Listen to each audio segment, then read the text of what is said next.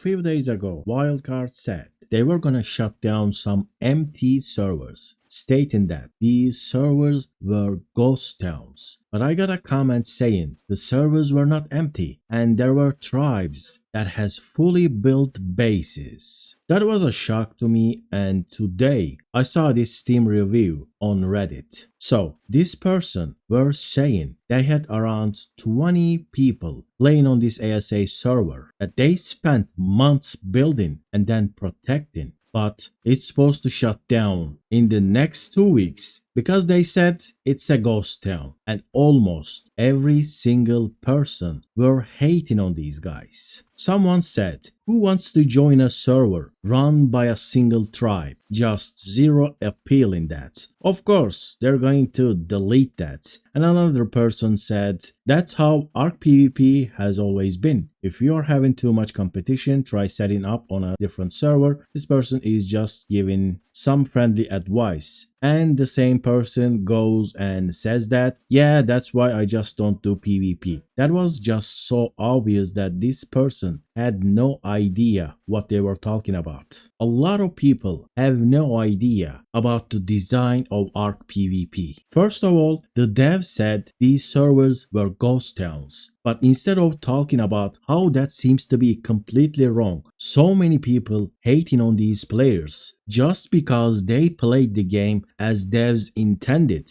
and they won. ARK official PvP servers are designed horribly, and downfall of these players is nothing to be celebrated just because they're played by these inhumane and unhealthy mechanics. You can pity and feel sorry for these people because they're playing this game on official servers for such a long time, but they did not design this game. Wildcard did. And if this is a horrible thing, the designer of this meta should get the blame, not the people who are suffering. But you might think it's their fault because they didn't let anyone join to their server and thrive there, just like this person. LOL, keeping the game accessible to newcomers is essential to the devs and longevity of the game. Serves you right, so you deserve this. So these people deserve to be kind of getting dev wiped, right? This person says they did it to themselves. So these players are guilty for playing PvP. Another one says, imagine wiping every tribe from the map, then acting like it isn't your fault. Crazy. And then get a life. It helps new players and non-hardcore players to get in the game. Go outside, touch some grass for once. It may help you find a better life goal. So they bullied everyone to the point people stay away from the server and they're upset it's getting axed. And 5,000 in a year, yeah, the devs did this person a huge favor. This one has some points, especially if you guys do is bully new players and prevent them from even playing on the server. Yeah, delete that. Deserved for running a server into the ground, to be honest. Rat Omega Alpha tribes who block every airdrop and all metal spawns and just dupe their mats should be permanently banned.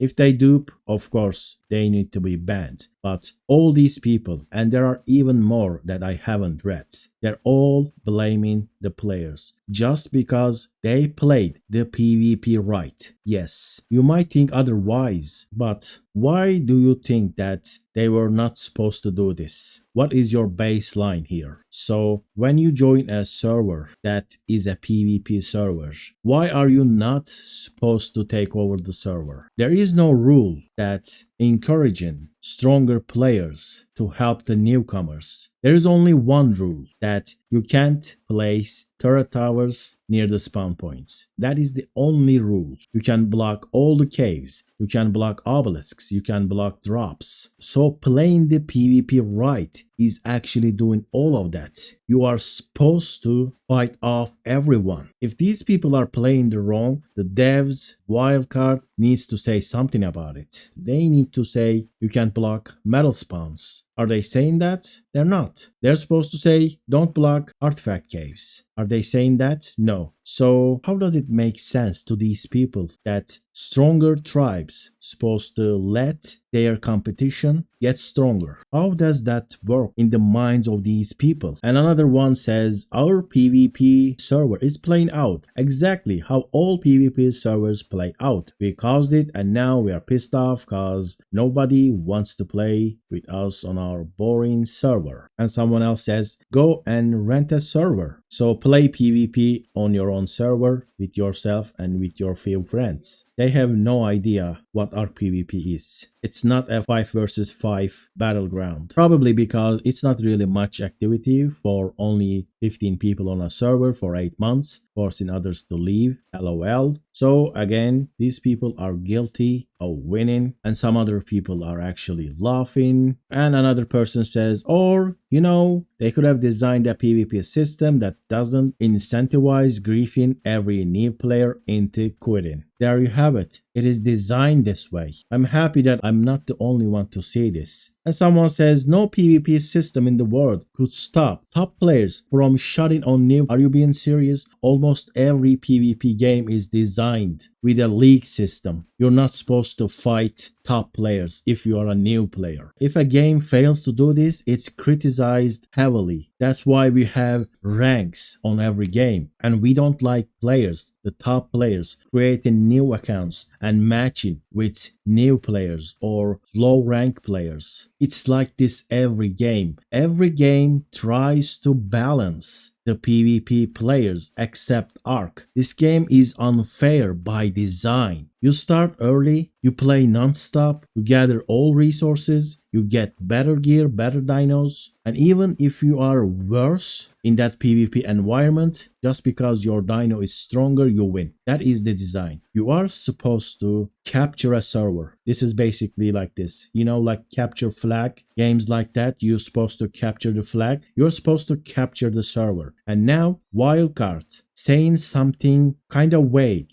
ghost town. They didn't say empty servers, they said ghost towns, so I can't say that they lied because the definition of ghost town, they might say few players is a ghost town, which I don't think that is, but they still have some room to play there. But these people are getting punished because they won, because they captured all the flags. And another person says, these people don't do it for resources. They don't do it for progression. They do it because they want to feel powerful. Stepping on defenseless people makes them feel powerful. Well, I can't talk for everyone, but this person sounds like they never played on official PvP servers. You can never be safe if there are other tribes in your server because ARK offline defense is horrible. A new player, a beach bop, in few days can blow up your outpost. They can blow up half of your turret tower. They can get yourself with couple of powerful stegos by trading top of the line stegos. They can just trade some heavy turrets, polymer, whatever the rate, and they can drop your towers. Just couple of days old people. And you might say that like new players don't know how to do that, but how can you know for sure that this is a player that has only 100 hours, that is on the beach, or they have 10,000 hours? If you let anyone live on your server, you are taking a huge risk. Even little pillboxes is very dangerous because people use them to check your offline timer. They use them to see if you are online or not. So this mindset, that thinking ARK PvP players are evil, is so unfair. I know that these people are, because of the competition, is toxic.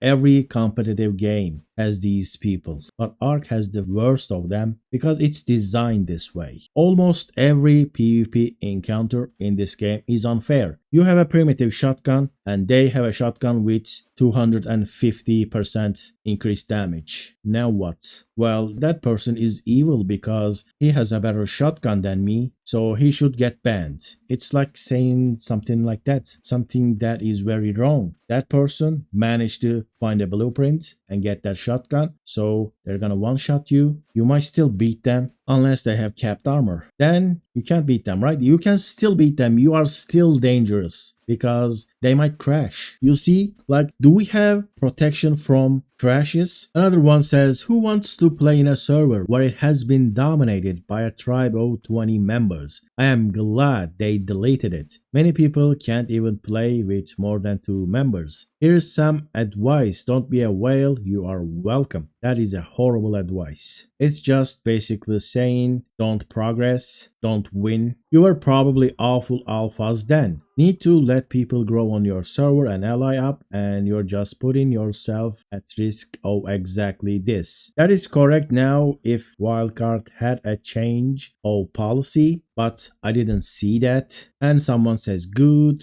someone says yes. Dude said to be played 5,000 hours in a year. That works out to over 13 hours a day. Every day, that is beyond unhealthy. If that person is behind the screen for all that time, that is very unhealthy. But if you got 20 players in your tribe, you'll probably play in a few hours a day. You just keep your game open and you're AFK. And few other people are saying that you just rent your own server. That's not how this works, because if you rent your own server, there's no competition. You're not playing the ARK PVP. You are playing the single player experience with your friends. That is entirely a different game. So you're basically saying don't play this game, play another mod. I mean, cross-ARK servers are a thing. Sure, you might lose your base due to the problem you caused, but you can still take your stuff to another server and be in the shoes of the people who try to join your server. Do you think this person started playing with a base built? Everyone starts on the beach. And that is not the problem they caused. This is by design. There is no line separating new player from old players. That is up to the wildcard. It's not up to the players. Honestly, this feels like the best course of action. Servers with alpha tribes that makes it impossible for anyone to build up are doomed to fail and deserve to. On Survival Evolved, we helped our bobs out and would even bring some to boss fights, recruit them. The only people that deserve to be wiped are the rude or malicious ones. So where is your official ASE server, my friend?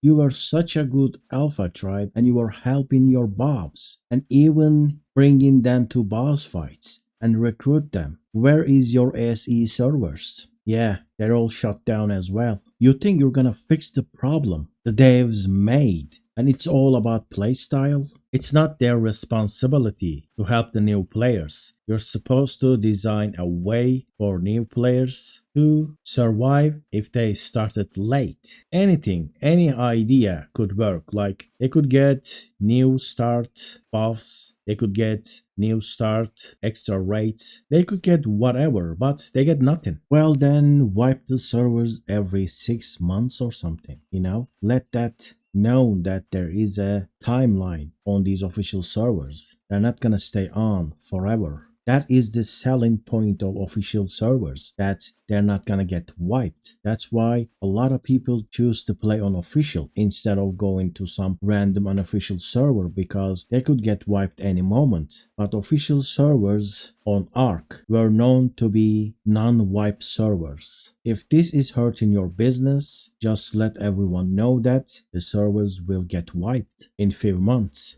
Then no one will have the right to complain about that. And another person said, oh yes, let's punish our actual fans in hopes of getting a few new people. And this person got downvoted. Only 6, but still. As a developer, why pay for a server that is supposed to host hundreds of players, but it's only being utilized by a handful of people? This group is essentially getting a free server at the developer's expense. And because this small group took over the entire server, no one else is going to want to go on it. Or if they do, they're not going to have a good time because this one tribe is in control of everything. It's not punishing everyone in the hopes of getting a few new people. It's cutting an unnecessary expense. Want a server for all yourself and your friends? Rent one and foot the bill out of your own pockets. This sounds a legit concern, right? Well, because it is. But it's the developer's responsibility to ensure this doesn't happen, not by punishing people. This group is essentially getting a free server because they won. You see the problem here? You set up the match and one side wins and you kick them out from the competition. That's what you're doing. Well, because it's very expensive. Well, why would you design it this way then? Why would you design a tribe could be able to take over the server? Like, you can make a structure that you place and it has a range of, I don't know, 50 foundations, 100 foundations in a sphere, and that's your base. That's it. You can't build another one.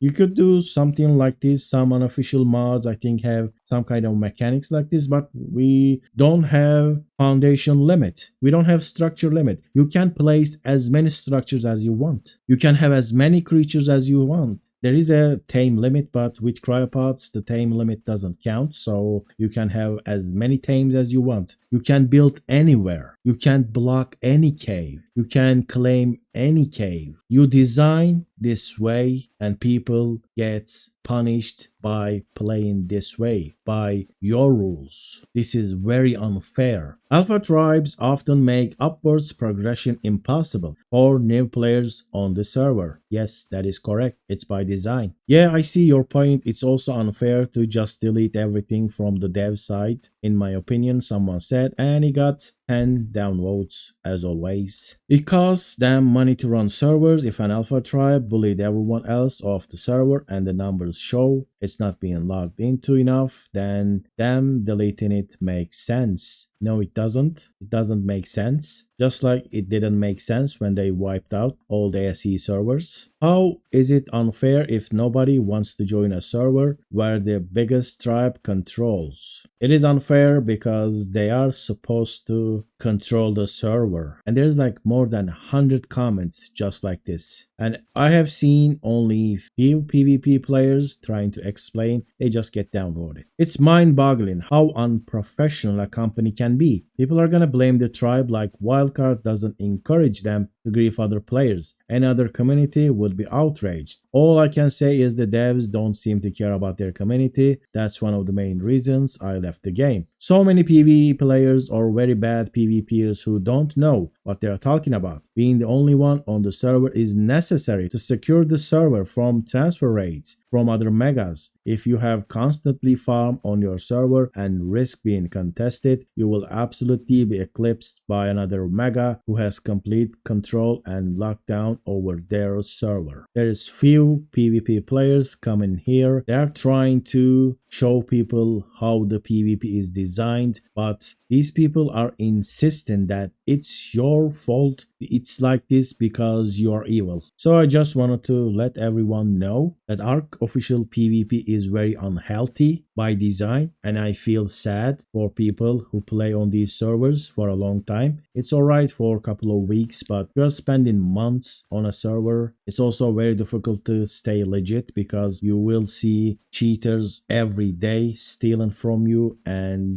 trying to take you down. But overall, this is completely falls on the devs. This responsibility belongs to devs. They are responsible for a way for newcomers to be able to experience PvP servers at their pace. It's so difficult to start up if you are late. You just need to be here day one and you need to fight with everything you have. If you are late, it's almost impossible. Again, by design. Alright, thank you for watching, dear watchers. And